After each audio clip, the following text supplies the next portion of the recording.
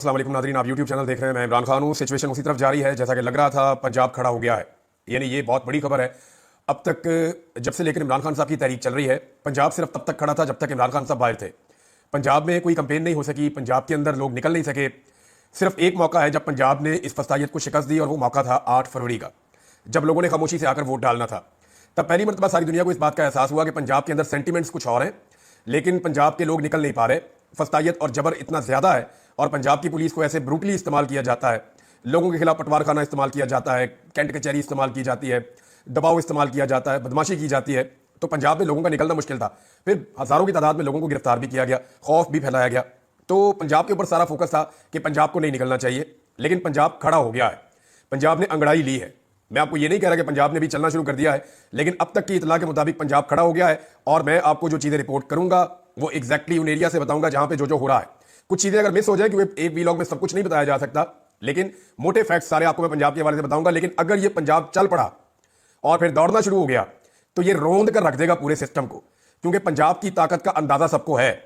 आधा पाकिस्तान जो है वो एक तरफ और अकेला पंजाब एक तरफ।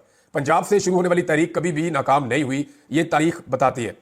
अब इस वक्त जो जनूबी पंजाब से सबसे पहले जो काफिला निकला, जिसके मनाजिर हमने सबसे पहले देखे, वो वंस अगेन कोई और नहीं था, वो जरताज गुल वजीर साहबा थी। जरताज गुल वजीर निकली, और वो इतना बड़ा काफिला लेकर निकली कि उनको रोकना पुलिस के लिए, इंतजामिया के लिए मुश्किल था। और उनका पुलिस के साथ दो जगह पे सामना भी हुआ। वो अपनी गाड़ी के ऊपर खड़ी होकर सफ़ेद झंडा लहराती रही, पाकिस्तान के झंडे लहराती रही। उसके बाद फिर पुलिस के साथ उनका, क्योंकि जब बहुत बड़ी तादाद में लोग आ रहे हैं जहाँ पे, तो मैं ये विटनेस कर रहा हूँ विजुअल देख के, और पूरा पाकिस्तान इस चीज़ का गवाह है कि जहाँ पे लोग बड़ी तादाद में निकलते हैं वहाँ पे पुलिस हट जाती है, क्योंकि पुलिस ज़्यादा बड़ी तादाद में लोगों के साथ लड़ना नहीं चाहती, नुकसान नहीं चाहती। जहाँ इक्का दुक्का लोग निकलते हैं, अकेले लोग निकलते हैं, वहाँ पे पुलिस मारती है, और बहुत मारती है। अकेले आदमी को पुलिस बर्दाश्त नहीं करती, पुलिस को बहुत गुस्सा है कि भाई निकलना है तो सारे निकलो। ये दो दो चार चार करके जो निकलते हैं ना, पुलिस फिर अपना गुस्सा उतारती है कि आपको निकलना है तो पूरी कौम बन के निकलो। ये 2 4 6 10 ये क्या है, फिर पुलिस मारती है। तो मामला ये है कि जहां पे लोग ज्यादा बड़ी तादाद में निकलते हैं वहां पुलिस खुश होती है, पुलिस रास्ता देती है, पुलिस जाने देती है। और यही मनाजिर मैं अभी तक देख रहा हूं। कुछ लोगों ने, ये बहुत थोड़े आटे में नमक के बराबर, वॉलंटरली यानी अपनी मर्जी के तहत गिरफ्तारियां भी दी है, और इनके विजुअल भी बना रहे कारकुनों ने। मजे की बात यह है कि जहां पे कोई अपनी मर्जी के तहत गिरफ्तारी दे रहा है, उनके घर के बंदे विजुअल बना रहे हैं, आसपास के कारकुन विजुअल बना रहे हैं, और उनका मुंह काला कर रहे हैं। और ये बहुत थोड़े लोग हैं, ज्यादा लोग आज के दिन में निकल रहे हैं। सियालकोट से डार फैमिली का एक बहुत बड़ा काफिला निकला है। इसमें ज्यादा बड़ी तादाद में लोग मोटरसाइकिलों पर थे, क्योंकि रुकावटें बहुत ज्यादा हैं। गाड़ियों पे भी लोग थे, मोटरसाइकिलों पर भी थे, और ये लोग निकले वहां से काफिला लेकर। रेहाना डार साहिबा इसकी क़यादत कर रही हैं, और उमर डार इस काफिले के अंदर मौजूद है। उनको मैंने देखा, मली है, उनको देखा, और कुछ और वहां के लोग हैं, और कुछ और सियालकोट से लोग हैं। लेकिन अवाम की तादाद बहुत बड़ी है सियालकोट से निकलने वाले काफिले में। साहबजादा हामिद रजा साहब को देखा, वो फैसलाबाद से निकले एक बड़ा काफिला लेकर, और फैसलाबाद में मुख्तलिफ हल्कों से लोग इकट्ठे होना शुरू हो गए, और बड़ी तादाद में आगे की तरफ बढ़ रहे हैं। अब मोटरवे को ये लोग कैसे खोलते हैं, कैसे आगे बढ़ते हैं, क्योंकि फैसलाबाद ही वो शहर है जो मोटरवे को खोलेगा।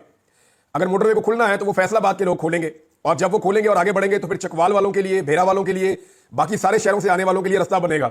तो फैसलाबाद और सरगोदा का बड़ा इंपॉर्टेंट रोल है। सरगोदा से बड़ी तादाद में लोग निकले हैं। नईम हैदर पंजूथा को और दीगर कुछ और वहां से इलेक्शन लड़ने वाले एमएनए एमपीएस को मैंने वहां देखा, और वो भी बड़ी तादाद में निकल रहे हैं। एक डीपीओ आपको याद है अटक का, जिसने मरियम नवाज बनने की कोशिश की थी कि अटक हमारी रेड लाइन है, अटक को हम क्रॉस नहीं करने देंगे।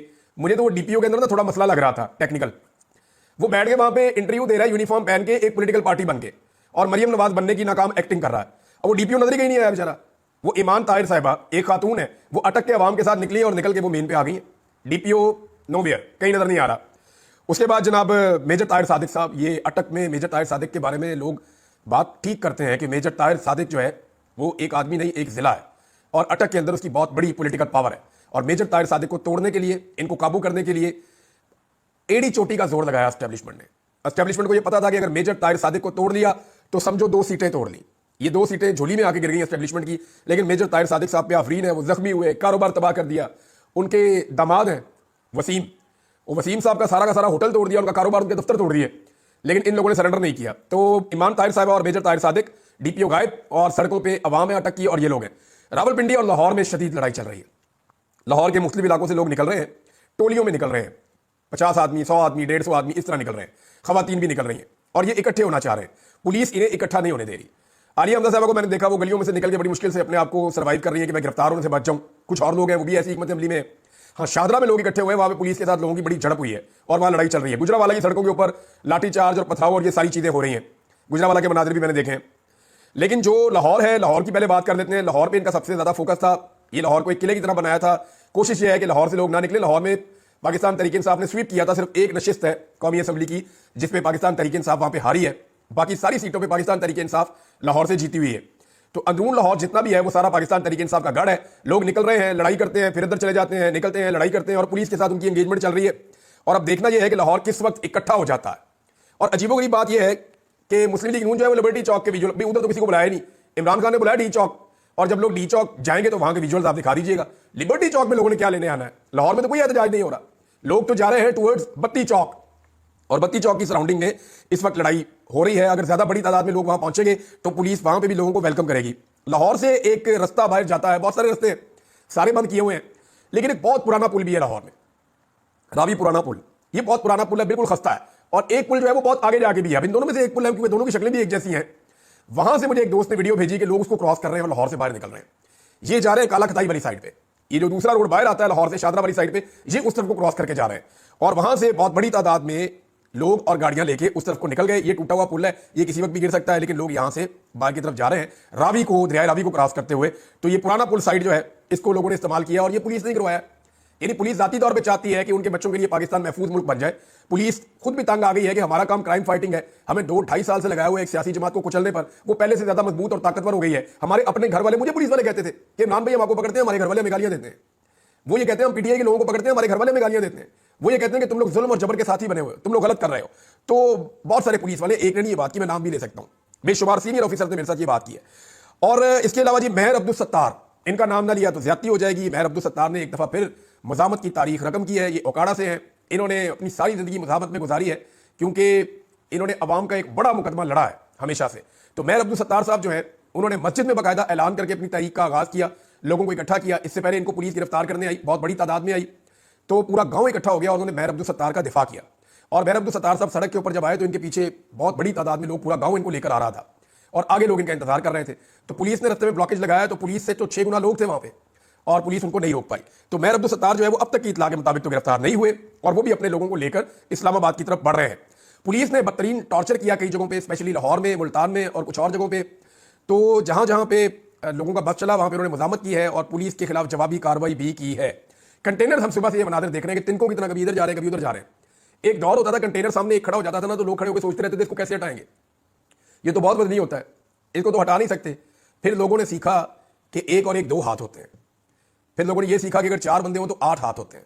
फिर लोगों ने यह सीखा कि अगर 100 बंदे हो तो 200 हाथ होते हैं। और फिर लोगों ने कंटेनर्स को धकेलना शुरू किया, और आज हमने मनाजिर देखे कि 10-10 12-12 कंटेनर ऊपर नीचे करके ऐसे चौड़ी दीवारें बनाई हुई है, उनको भी मशीनें लगा के लोग धक्के लगा के रस्से बांध के लोग खींच खूंच के तिनकों की तरह साइडों पे कर रहे हैं। ये मैंने आपको कल कहा था, बहुत सारे लोगों को अजीब लग रहा था कि ये क्या बात कर रहा है। तो मैंने कहा था कि अगर आवाम निकली तो ये कंटेनर नजर भी नहीं आएंगे, ये खंडकें रास्ता रोक ही नहीं सकेंगी।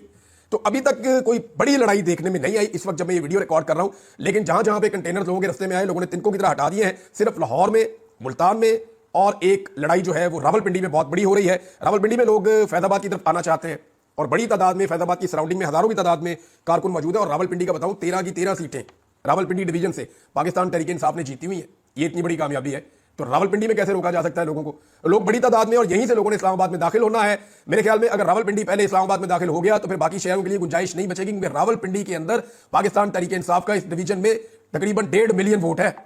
1.5 मिलियन तो सिर्फ वोट है, सपोर्टर बहुत बड़ी तादाद में है। और अगर ये लोग वहां से निकल आए और रावलपिंडी से 2 लाख या 1 लाख आदमी भी पहुंच गया तो फिर गेम हाथ से निकल जाएगी, बाकी सबके पहुंचने तक बात बहुत आगे निकल चुकी होगी। लेकिन वहां पुलिस बदतरीन शेलिंग कर रही है, बदतरीन टॉर्चर कर रही है, जो बंदा काबू आता है उसको बहुत मारते हैं। तो पुलिस वाले वहां पे तशद्दुद कर रहे हैं। अभी कारकुन आगे से जवाब देना शुरू हुए हैं, अभी ये रिपोर्ट हुआ थोड़ी देर पहले, लेकिन आगे जाकर क्या बनता है वो आपको मैं अगले वीलॉग में बताऊंगा। लेटेस्ट ये है कि जी गुजरावाला, सरगोदा, लिया, भक्कर, मियांवाली में बड़े लंबे अरसे के बाद इमरान खान साहब के एक रिश्तेदार अहमद खान न्याजी, आपको याद होगा, जो उनके साथ होते थे, वो बहुत लंबे अरसे से रूप पोछते नजर नहीं आ रहे थे। एक तस्वीर गर्दिश कर रही है और बताया जा रहा है कि ये अहमद खान न्याजी साहब हैं जो अब खुद इस तरीके का हिस्सा बनने के लिए मंजर-ए-आम पर आ गए हैं। मंडी बहाउद्दीन से जनाब काफिला निकला है, कसूर से बहुत बड़ा काफिला निकला। यानी कसूर से एक्सपेक्ट नहीं किया जा रहा था कि इतनी बड़ी तादाद में लोग निकलेंगे, लेकिन लोग बहुत बड़ी तादाद में निकले हैं। थोड़ा सा कुछ इलाकों में अभी तक रिपोर्ट नहीं हो रही या वहां पर एक्टिविटी नहीं हो रही, जेलम से कोई ऐसी रिपोर्ट नहीं आई। गुजरावाला में लड़ाई जरूर चल रही है, लेकिन काफिले भी हमने नहीं देखे। चकवाल, खुशाब, मुल्तान की क़यादत के बारे में कहा जा रहा है कि वो गिरफ्तार हो गए हैं। ज़ैन कुरैशी और आमिर डोगर वगैरह, उन्हें मेरे ख्याल में मुज़ामत करनी चाहिए थी और उन्हें अपने कारकुनों को लीड करना चाहिए था। बेहतर हिकमत अमली होनी चाहिए थी। अगर सरताज गुल वजीर बदतरीन सूरत हाल के अंदर मुज़ामत करके और लीड कर सकती हैं तो फिर इनको भी करना चाहिए था। विहाड़ी अभी तक वहां से कोई मनाजिर नहीं हमने देखे, भावलपुर से भी अभी तक नहीं देखे मनाजिर। तो देखते हैं कि फर्दर क्या रिपोर्ट आती है। लेकिन जो अब तक पंजाब की सूरत हाल है वो मैंने आपके सामने रख दी है। सोशल मीडिया पे एक बात आप अपने जहन में रखें कि इस वक्त पाकिस्तान तहरीक इंसाफ छाई हुई है। सोशल मीडिया पे हर तरफ पाकिस्तान तहरीक इंसाफ दिखाई दे रही है। अगर आप देखें तो पिछले 24 घंटे में ये अशर बाजवा साहब ने रिकॉर्ड इकट्ठा किया, पिछले 24 घंटे के अंदर तहरीक के हक में जो एंगेजमेंट है सोशल मीडिया पे वो 94% है, और तहरीक के खिलाफ जो एंगेजमेंट है सोशल मीडिया पे वो सिर्फ 6% है। तो अब आप अंदाजा कर लें कि सोशल मीडिया पे क्या चल रहा है। खैबर पख्तूनख्वा, इसके बारे में ज्यादा बात करने की जरूरत नहीं है, लेकिन ये मैं आपको बता देता हूं कि खैबर पख्तूनख्वा से जितने लोग पहले आए थे उससे डबल से भी ज्यादा लोग इस मरतबा आ रहे हैं, और ये बहुत बड़ा काफिला है। यानी इसमें सुबह एक खबर चला के गुमराह करने की कोशिश की गई लोगों को कि अली अमीन गंडापुर की और बुशरा बीबी की कोई रिपोर्ट किया गया कि लड़ाई होगी, लेकिन ये झूठ था, बकवास थी। खबर जानबूझकर फैलाई गई, मीडिया को बाकायदा कहा गया कि इख्तलाफात की खबरें चलाओ, ऐसा कुछ नहीं है। वहां से वो दुआ करने के बाद अली अमीन गंडापुर निकले। यहां 4 से 5 बड़े काफिले हैं, मैं आपको पांचों का बता देता हूं कि इस वक्त जो सड़कों पे है। नंबर 1 साउथ से एक काफिला आ रहा है खैबर पख्तूनख्वा के, इसमें वजीरिस्तान, करक, डीआई खान और बलूचिस्तान से जो काफिले पहुंचे हैं, जो डीआई खान तक पहुंचे थे, ये सारे इकट्ठे होंगे और ये सी पैक के रस्ते से पहुंचेगा M1 मोटरवे पर, यानी जो पेशावर वाली मोटरवे वहां पे, इस्लामाबाद पेशावर वाली। दूसरा मरकजी काफिला जो है ये पेशावर से निकलेगा अली अमीन गंडापुर की क़यादत में, और सूबे के मुख्तलिफ इलाकों से और पेशावर की सराउंडिंग से आने वाले कारकुन इस काफिले के साथ चलेंगे। तीसरा, ये जो साउथ वाला काफिला है, इसको वहां से मैंने देखा शाहिद खटक बहुत बड़ा एक ग्रुप लेकर आ रहे हैं, शेर अफजल बरमद के भाई एक बहुत बड़ी तादाद में लोगों को लेकर आ रहे हैं, नूरुल कादरी साहब बहुत बड़ी तादाद में लोगों को लेकर निकले हैं, और इसके अलावा जो अली अमीन गंडापुर के भाई हैं उमर अमीन गंडापुर, वो इसको वहां से लीड करेंगे और सबको लेकर मोटरवे पे आएंगे। पेशावर वाला अली अमीन गंडापुर खुद क़यादत करेंगे, और ये सारा जो मॉब है ये स्वाबी की तरफ आएगा, इस्लामाबाद की तरफ जो बढ़ेंगे ये। फिर तीसरा जो एक बहुत बड़ा काफिला आ रहा है वो हजारा। ये कहां से आ रहे हैं? नारायण, कागान, बालाकोट, हरीपुर, एबटाबाद, हजारा, ये सारे लोग इकट्ठे होकर मोटरवे के रास्ते से पहुंचेंगे M1 पे, यानी पेशावर इस्लामाबाद मोटरवे पे, और ये स्वाबी से थोड़ा सा इस तरफ ये ज्वाइन करेंगे पाकिस्तान तहरीक इंसाफ के मरकजी काफिले को। अगला काफिला जनाब ये चित्राल से शुरू होता है, फिर उसके बाद दीर है, फिर लोअर दीर है, अपर दीर, लोअर दीर, ये सारे लोग पहुंचेंगे चकदरा में, और चकदरा से आगे ये स्वात मोटरवे पे आएंगे। जबकि यहीं पे लोग पहुंचेंगे, जो लोग चलेंगे चलास से, शांगला से, स्वात से, अपर दीर से, लोअर दीर से, वो सारे यहां पहुंच जाएंगे। और इसके अलावा जो लोग गिलगित बल्तिस्तान से आएंगे तो उनके लिए 2 रास्ते हैं। एक तो गिलगित बल्तिस्तान में बाकायदा पहाड़ को गिरा दिया गया, ये भी बताया गया है कि लोगों का रास्ता बंद कर दिया जाए, लेकिन फिर भी लोग कोई ना कोई रास्ते निकाल कर आ रहे हैं, जो मुकामी लोग हैं वो तो पहुंचेंगे। और अब वहां से आने वाले लोग 2 रास्ते इख्तियार कर रहे हैं, कुछ लोग हजारा की तरफ जा रहे हैं, कुछ लोग मलाकंड की तरफ आ रहे हैं, और जो 5वां एक इकट्ठ होगा खैबर पख्तूनख्वा में वो मर्दान और स्वाबी और आसपास के शहरों के लोग हैं। ये सारे लोग जो है वो इकट्ठे हो जाएंगे स्वाबी में। तो स्वाबी से आगे उन्होंने कैसे बढ़ना है, हम कंटेनर्स को उड़ते हुए देख रहे हैं, कोई कंटेनर इधर जा रहा है, कोई इधर जा रहा है, तो कंटेनर्स और खंदकें रास्ते नहीं रोक सकती। अभी एक और तरफ से भी मुजामत शुरू हो चुकी है, थोड़ी देर पहले मैंने इसकी इतला ली थी, मरी वाली साइड से, गिलियात वाली साइड से, वहां से भी बहुत सारी रुकावटें होने के बावजूद कारकुन जोर लगा रहे हैं। और मेरी इतला के मुताबिक जो अब्बासी साहब हैं उन्होंने भी मदद की है। अब्बासी साहब ने बड़े मुश्किल हालात देखे हैं, और कुछ और लोग हैं पाकिस्तान तहरीक इंसाफ के जिन्होंने बड़ा सख्त वक्त देखा है, वो भी खड़े हैं। रावलपिंडी की जिम्मेदारी जो है शहरियार रियाज साहब के पास है, सहबाबिया ताहिर साहब हैं, ये लोग पूरी कोशिश कर रहे हैं। इस्लामाबाद के अंदर अभी एक्टिविटी पूरी तरह शुरू नहीं हुई। यहां मेरे ख्याल में आमिर मुगल साहब हैं, उन्होंने क्योंकि इसको लीड करना होता है तो उनकी स्ट्रेटजी ये है कि जब तक बाकी जगहों से लोग पहुंचना शुरू नहीं हो जाते तब तक अपनी तवानाई बचाई जाए। तो देखते हैं कि इस्लामाबाद के अंदर क्या सिचुएशन बनती है। यहां पे शेर अफजल मरवत साहब की भी एक बड़ी ड्यूटी है। तो नाज़रीन ये है अब तक की सूरत हाल, अब तक ये सारा कुछ हुआ है। हुकूमत की टांगें कांप रही हैं, हुकूमत के लिए बहुत परेशानी की सूरत हाल है, और ये इट्स अ टेस्ट मैच, याद रखिएगा, ये कोई T20 नहीं है, ये अभी मामला चलना है, और ये मामला किसी मंतकी अंजाम तक पहुंचना है। जैसा कि इमरान खान साहब ने कहा कि ये फाइनल कॉल है, ये नतीजा खेज होगी, ये इस लड़ाई का फैसला होगा। और इंटरनेशनली बहुत दबाव पड़ गया, बहुत दबाव पड़ गया, ओवरसीज पाकिस्तानियों ने तबाहियां पड़ दी। मैं उनके बारे में अगला वीलॉग आपको चंद घंटों के बाद देता हूं। ये इंफॉर्मेशन यहां पे रोकते हैं, अब तक लेते हैं, अपना ख्याल रखिए, अपने चैनल का भी अल्लाह हाफ़िज़।